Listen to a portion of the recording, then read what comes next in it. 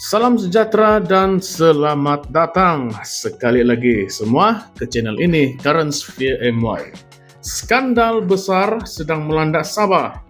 Bekas CEO Sabah Mineral Management SMM, Chontih Eng Gihon, telah menggemparkan negeri ini dengan pendedahannya mengenai dakwaan salah guna kuasa, rasuah, dan kronisme dalam industri perlombongan.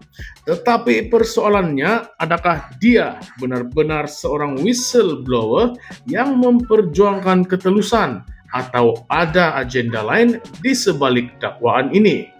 Mari kita bongkar segala fakta, hujah, dan kontroversi di dalam isu yang semakin panas ini dalam video kali ini.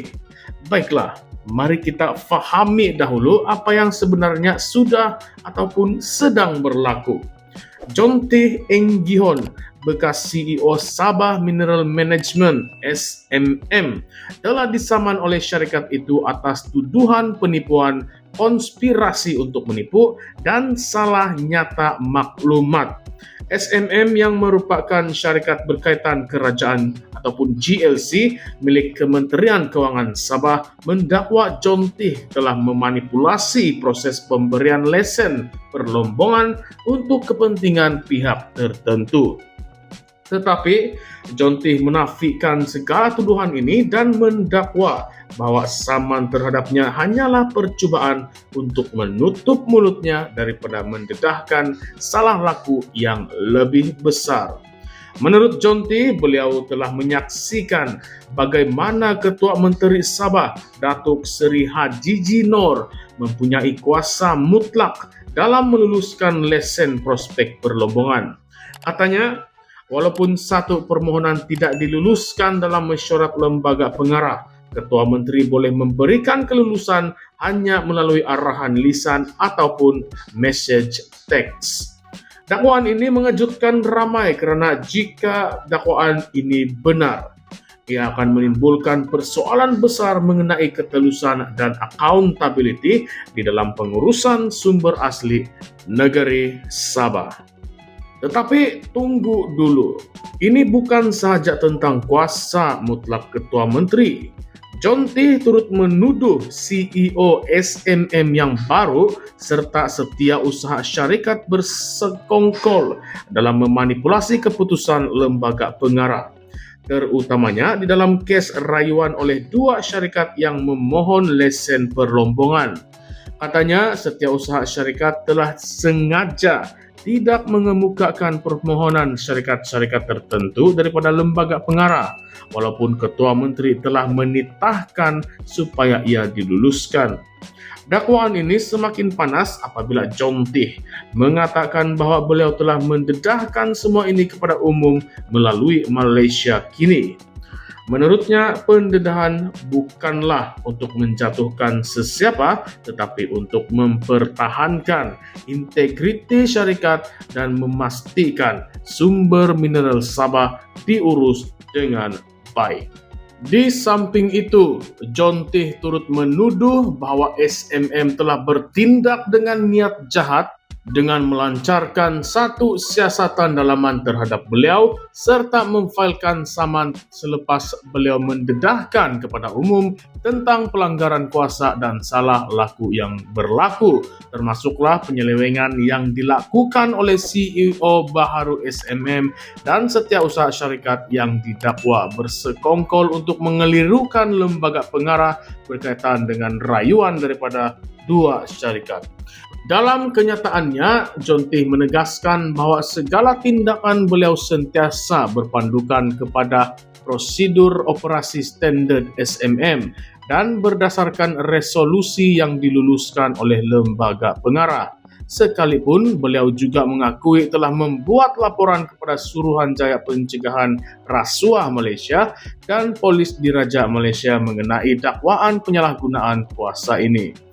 Sementara itu, SMM pula menuduh bahwa Chontih telah mengeluarkan dua video dan dua artikel melalui portal berita Malaysia Kini pada 12 dan 14 November tahun lepas yang mendakwa pendedahan maklumat sulit berkaitan permohonan dan pemegang lesen prospek, serta perbincangan dalaman yang sepatutnya dirahasiakan. Menurut kenyataan SMM, tindakan ini bukan sahaja menyebabkan gangguan terhadap operasi syarikat, malah telah menjejaskan nama baik SMM dan Kerajaan Negeri Sabah secara keseluruhan. Tuntutan mereka pula menuntut agar mahkamah mengisytiharkan bahawa John Tee telah bertindak secara penipuan, tidak jujur dan melebihi kuasa sebagai CEO serta memerintahkan beliau dan Tay Jian Cheng untuk menurunkan sebarang video dan artikel berkaitan isu ini supaya tidak lagi tersebar kepada orang ramai. Kita juga tidak boleh menafikan bahawa isu ini telah mengaitkan Ketua Menteri Sabah, Haji Jinor, yang dituduh oleh John Tee terlibat dalam rasuah, penyalahgunaan kuasa, nepotisme, dan kronisme. Dalam beberapa laporan berita sebelum ini, termasuklah dari Astro Awani dan juga Malay Mail, terdapat dakwaan yang menyatakan bahawa dalam beberapa kejadian, arahan kelulusan lesen perlombongan dikeluarkan secara tidak rasmi melalui message teks ataupun arahan lisan yang tentunya menimbulkan persoalan tentang sistem kawalan dalaman dan integriti di dalam pentadbiran negeri. Tuduhan ini telah pun mengundang reaksi yang berbeza-beza di kalangan masyarakat. Ada yang melihatnya sebagai satu usaha untuk membongkar salah laku dan memperbaiki sistem, manakala ada pula yang meragui motif sebenar di sebalik pendedahan tersebut.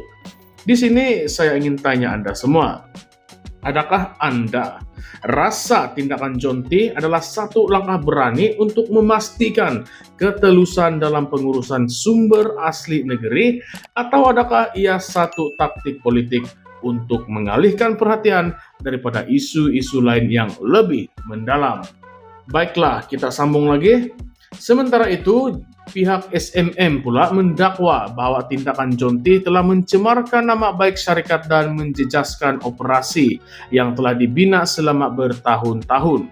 Mereka menegaskan bahawa dakwaan pendedahan maklumat sulit itu bukan sahaja memberi kesan kepada pihak pemegang lesen dan pemohon, tetapi juga kepada keseluruhan reputasi kerajaan negeri.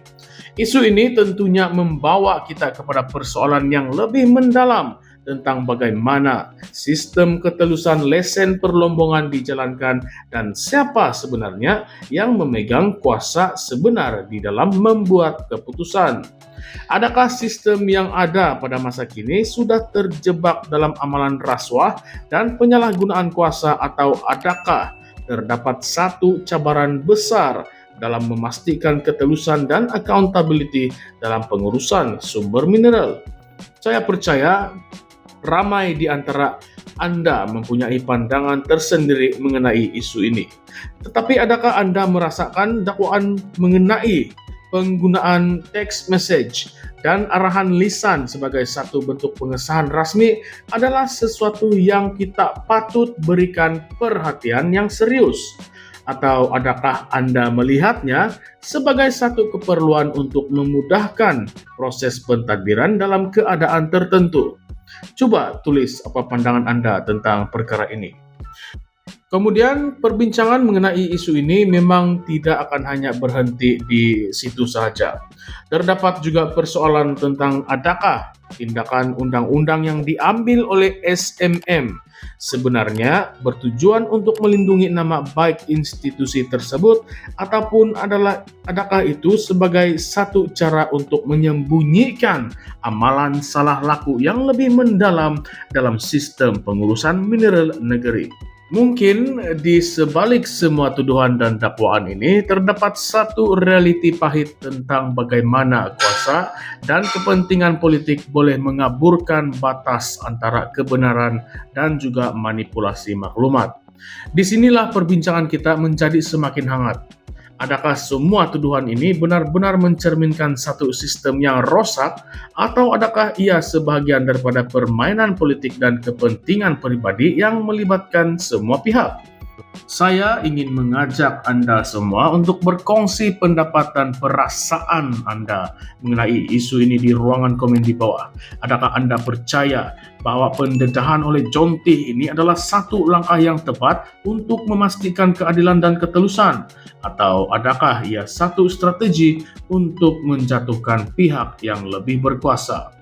Sebelum kita menutup perbincangan hari ini, marilah kita renungkan bersama-sama tentang betapa pentingnya integriti dan accountability dalam setiap lapisan pentadbiran, terutamanya dalam pengurusan sumber asli yang sangat berharga bagi sesebuah negara.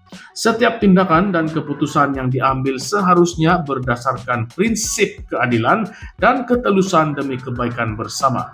Saya berharap perbincangan ini akan membuka ruang kepada dialog-dialog yang lebih mendalam dan kritikal tentang isu-isu penting seperti ini. Terima kasih karena telah meluangkan masa bersama kami dalam mengupas berita yang kontroversial ini. Dan sebelum itu, jangan juga lupa untuk berkongsi pandangan Anda dan like serta subscribe pada channel ini Currents VMY untuk mendapatkan lebih banyak perbincangan yang mendalam serta analisis-analisis yang tidak membosankan. Sampai jumpa lagi di dalam video-video kami yang akan datang. Sekian semua, terima kasih.